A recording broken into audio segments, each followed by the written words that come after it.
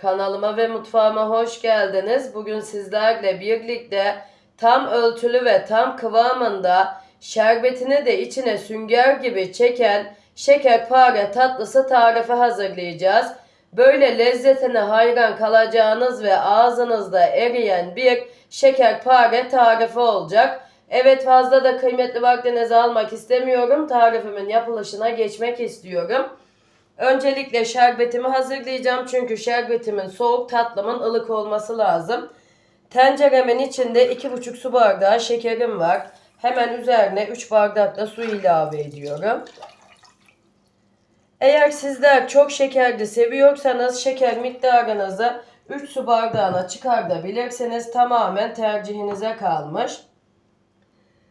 Hemen böyle 5-6 damla da limon ilave ediyorum. 2-3 dakika şekerim eriyene kadar karıştıracağım.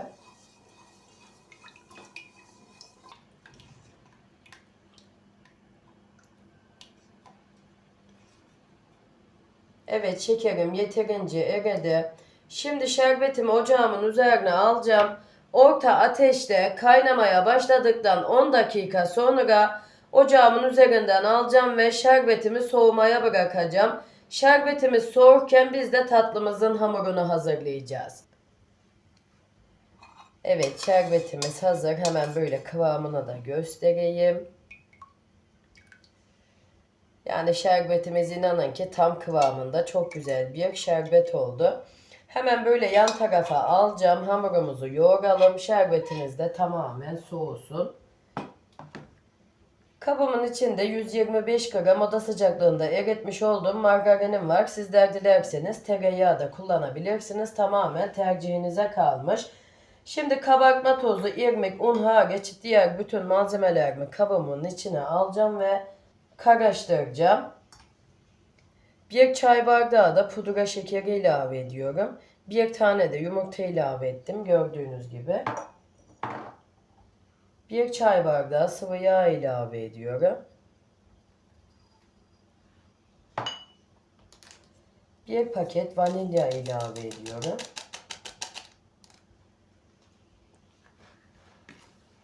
Ve kabımın içine almış olduğum malzemelerimi yoğuracağım.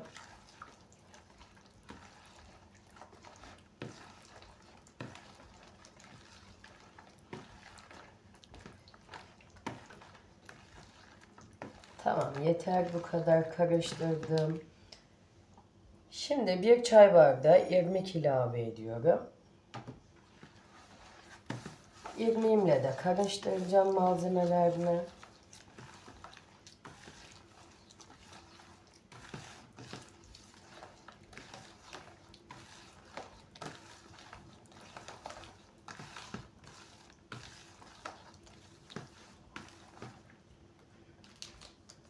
Bir paket kabartma tozu ilave ediyorum. Kabartma tozumun üzerine böyle 5-6 damla limon ilave ediyorum. Hemen yine bir unumu almadan önce karıştıracağım.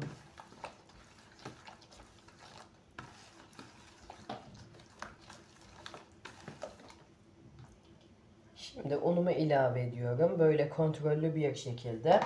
Sizler de ununuzu kontrollü bir şekilde ilave edin. Çünkü neden derseniz unumuzun kalitesinden kalitesine, yumurtamızın büyüklüğünden veya küçüklüğünden de un miktarımızda değişiklik gösterebiliyor, bilginize.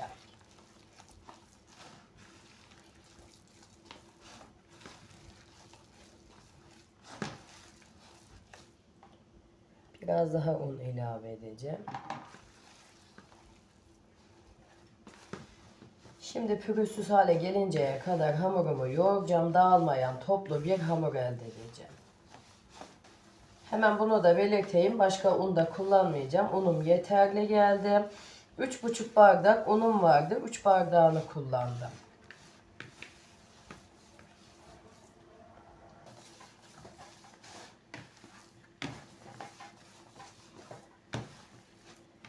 Evet, hamurumu 2-3 dakika yoğurdum. Pürüzsüz hale gelinceye kadar hemen böyle toparlıyorum. Kıvamını da göstereyim. Tatlımızın hamurunun kıvamı bu şekilde olacak.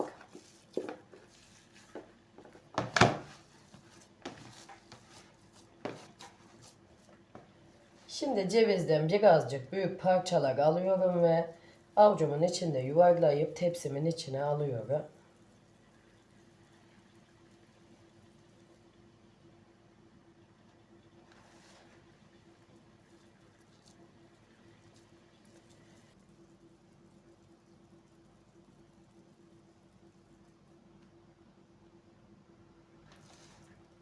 Şimdi hepsini sizlere gösterdiğim gibi yapıp bitireceğim.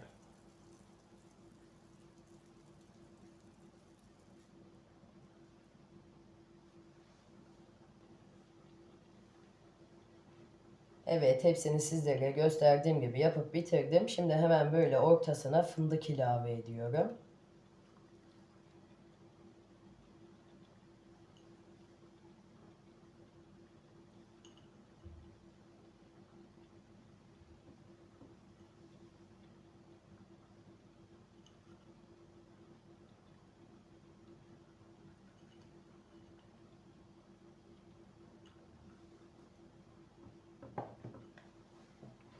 Şimdi fırınımı alt üst fan ayarlı 190 dereceye ayarlayacağım. Önceden 10 dakika ısındıktan sonra tatlımı katıp altı üstü kızarana kadar pişireceğim. Tatlım pişti. Daha yeni fırınımdan aldım. Benim fırınımda yarım saatte pişti. Bunu da belirtmiş olayım. Şimdi 1-2 dakika ilk sıcaklığı çıksın tatlımın, sonra şerbetini ilave edeceğim.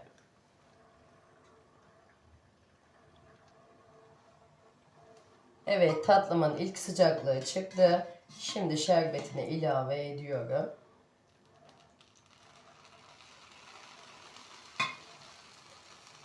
Böyle tatlımızın üzerinden ilave edelim ki her tarafı eşit bir şekilde çeksin şerbetini.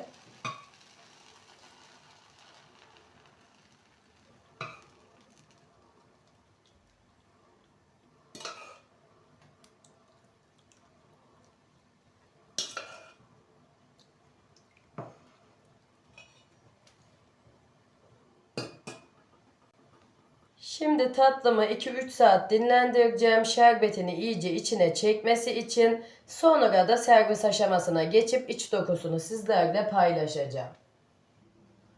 Evet, tatlımız dinlendi. Tamamen de şerbetini çekti.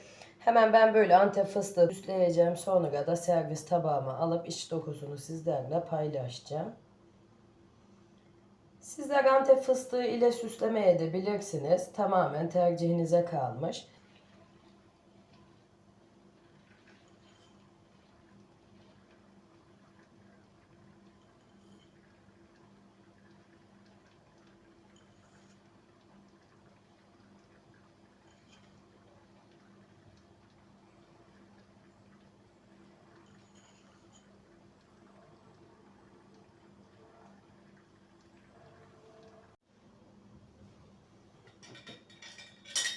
Hemen böyle 2 tane servis tabağıma alıp iç dokusunu da sizlerle paylaşayım. Yani o kadar güzel bir tam ölçü şekerpare tarifi ki kesinlikle kaydedin, kaybetmeyin, her zaman yapmak isteyeceğiniz bir tarif oldu. Yani benim her zamanki yapmış olduğum şekerpare tarifim, kesinlikle tavsiye ederim arkadaşlar. Bundan da emin olabilirsiniz. Daha önceden denemediğim ve beğenmediğim hiçbir tarifimi de sizlerle, takipçilerimle paylaşmıyorum. Hemen böyle yakından da göstermek istiyorum. Şerbetini içine nasıl çektiğini yakından görün diye. Yani şerbetini gerçekten de çok güzel çekmiş arkadaşlar. Kendim yaptım diye abartmıyorum. Hemen şöyle göstereyim yine. Bakar mısınız?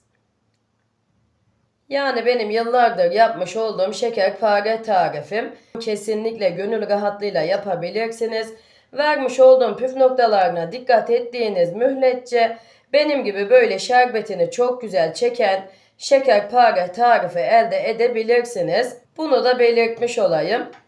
Hemen bir de böyle sizler için tadına bakmak istiyorum. Hakkınızı helal edin. O kadar güzel olmuş ki kesinlikle kaydedin ve kaybetmeyin arkadaşlar. Çünkü bir daha bu tarifi kaybederseniz bulamayabilirsiniz. Kendim yaptım diye söylemiyorum. O kadar güzel olmuş ki ağızda eriyen kıyır kıyır ve şerbetini çok güzel çeken bir şekerpare tarifi olmuş. Kesinlikle emin olabilirsiniz. Hemen şöyle altını da göstereyim. Altı da üstü de eşit bir şekilde kızardı. Yani dört dörtlük bir şekerpare tarifi oldu.